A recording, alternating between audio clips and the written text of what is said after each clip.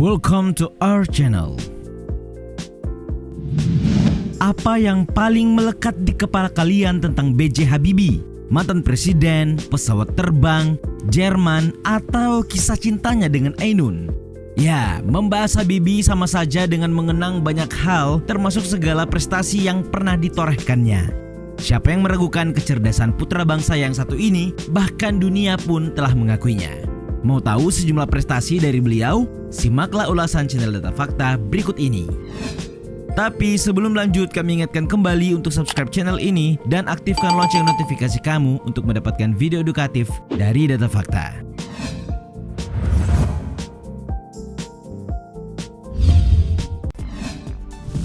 Membuat pesawat pertama di Indonesia. Pesawat terbang dan Habibie adalah dua hal yang sulit dipisahkan. Berkat kecerdasannya, Indonesia akhirnya memiliki pesawatnya sendiri pada tahun 1995. Tidak ada yang menyaksikan sosok ilmuwan yang satu ini. Kalau tidak begitu, tentu saja julukan Bapak Teknologi tidak disematkan kepadanya, bukan? Oh iya, berbicara tentang pesawat buatan Habibie, seharusnya kalian sudah tahu tentang pesawat N250 Gatot Kaca kan?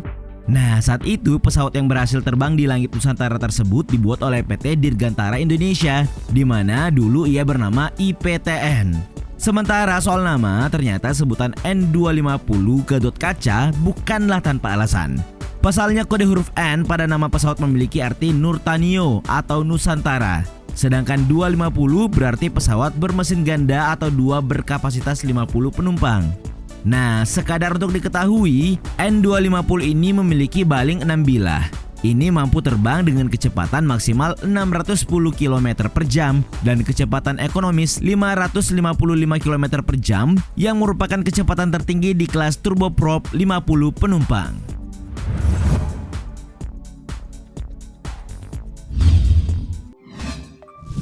Peraih gelar doktor predikat summa cum laude di Jerman.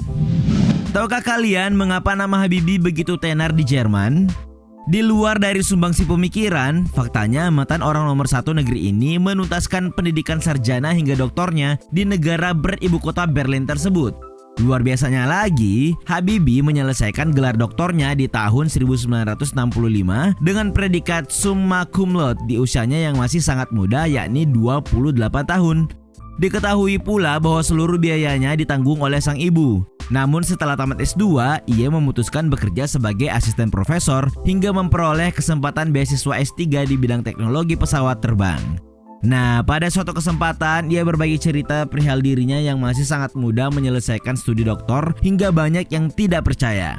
Saya jadi asisten S3 usia 24 tahun. Saya jadi S3 usia 28 tahun. Saya masuk ke industri Dirgantara dengan wajah baby face. Masa dia S3, kata orang-orang di Jerman. Tutur Habibie saat kuliah umum wirausaha muda mandiri di JCC Senayan, Jakarta tahun 2013 lalu.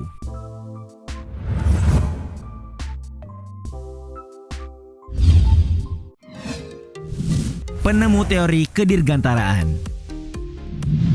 Pernahkah kalian mendengar progression crack theory atau teori keretakan? Penting untuk kalian ketahui bahwa temuan ini sangat membantu dunia penerbangan. Pasalnya, sebelum teori ini ditemukan, industri pesawat terbang dihadapkan pada kebuntuan karena adanya kerusakan pesawat yang kerap tidak terdeteksi, di mana keretakan tersebut terjadi akibat fatigue atau kelelahan pada struktur pesawat yang tak terlihat. Nah, disinilah seorang B.J. Habibie menunjukkan perannya. Habibie merumuskan hitungan yang tepat mengenai keretakan karena proses terbang landas hingga pada tingkatan atau material konstruksi pesawat. Karena ketekunan dan kerja keras, dunia pun telah mengakui temuannya hingga muncullah temuan teori Habibie dan metode Habibie yang telah dipatenkan dan diadopsi untuk kemajuan teknologi kedirgantaraan. Atas temuannya itu pula lah Habibie berhasil menduduki jabatan di sebuah industri pesawat terbang besar di Jerman, yakni Messerschmitt Bölkow Blohm atau MBB sebagai wakil presiden pada tahun 1969.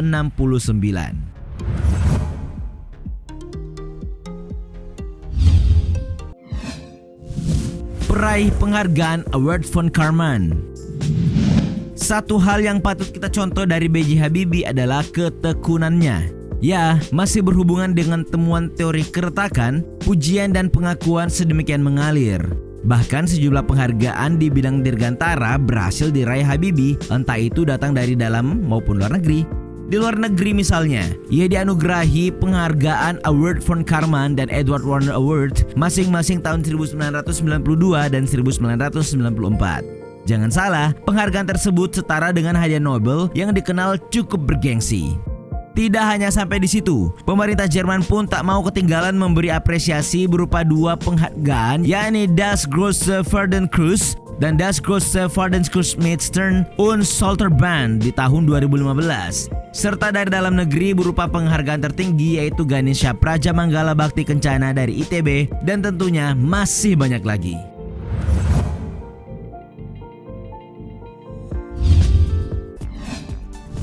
Memegang dua jabatan tertinggi di Jerman. Masih ingat tentang karir cemerlang Habibie di Jerman? Sempat disinggung sebelumnya mengenai ia yang berkarir di salah satu industri penerbangan besar di Jerman, Messerschmitt Bülkow-Blohm atau MBB. Tapi tahukah kalian, sebelum bergelut di dunia penerbangan, Habibie muda sempat bekerja di firma Talbot yang merupakan perusahaan kereta api. Di tempat itulah kemudian ia mendesain kereta untuk mengangkut barang dalam jumlah besar, di mana rancangannya dituntaskan menggunakan teknologi konstruksi sayap pesawat. Tidak berhenti sampai di situ, pasalnya pasca mendapat gelar doktor, karir Habibie berlanjut di Messerschmitt Bülkow-Blohm. Tidak tanggung-tanggung, di perusahaan tersebut Habibie pernah sukses menduduki dua jabatan sekaligus, yakni Direktur Teknologi dan Vice President. Bagaimana? Hebat kan?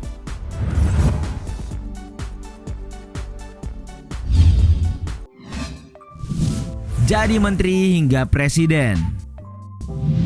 Beberapa tahun berkiprah di Jerman tak lantas membuat Habibie melupakan tanah air. Hal ini terbukti dengan keputusannya pulang ke Indonesia pada tahun 1973 atas permintaan Soeharto yang saat itu menjabat sebagai Presiden Republik Indonesia. Ternyata ajakan tersebut disambut baik olehnya dengan diterimanya tawaran mengemban jabatan Menteri Negara Riset dan Teknologi sejak tahun 1978 sampai Maret 1998. Setelah itu, ia didapuk menjadi wakil presiden ke-7 menggantikan Tri Sutrisno. Hanya saja ini tidak bertahan lama sebab goyahnya tahta Soeharto pasca tragedi Mei 1998 membuatnya harus lengser dari kursi kepresidenan untuk selanjutnya digantikan oleh Habibie pada 21 Mei 1998. Ketidakstabilan yang menyertai masa jabatannya membuat tahta kepresidenan tak bertahan lama didudukinya. Ya, hanya 1 tahun 5 bulan, tepatnya sampai 20 Oktober 1999, Habibie berkiprah namun hasil kerjanya tak dapat dipandang sebelah mata.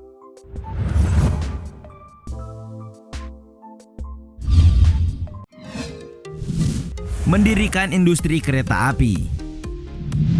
Sepertinya kita butuh orang seperti Habibie lebih banyak di Indonesia. Pasalnya, ia adalah salah satu putra bangsa terbaik yang kita miliki. Ia belajar dan mencari pengalaman di luar sana, namun tak lupa kembali untuk membangun negerinya. Demikianlah gambaran singkat seorang yang akrab disapa Eyang ini. Sampai-sampai melalui rilis Antara September 2019 lalu, Budi Noviantoro selaku Direktur Utama PT Industri Kereta Api Persero menuturkan bahwa tidak akan ada industri kereta api di Indonesia tanpa Habibie. Disebutkannya pula bahwa pendirian perusahaan kereta api satu-satunya di Asia Tenggara digagas oleh B.J. Habibie. B.J. Habibie adalah pendiri PT Inka. Tanpa beliau tidak ada Inka. Waktu itu beliau menjabat sebagai Menteri Riset dan Teknologi atau Menristek dan Kepala BPPT. Begitu kata Budi Noviantoro. Itulah tadi beberapa prestasi B.J. Habibie yang tentunya tak berhenti menimbulkan decak kagum. Nah, dari keseluruhan, prestasi mana yang menurutmu paling membanggakan? Atau masih ada prestasi yang belum sempat disebutkan? Kalau masih ada, silakan tambahkan di kolom komentar ya.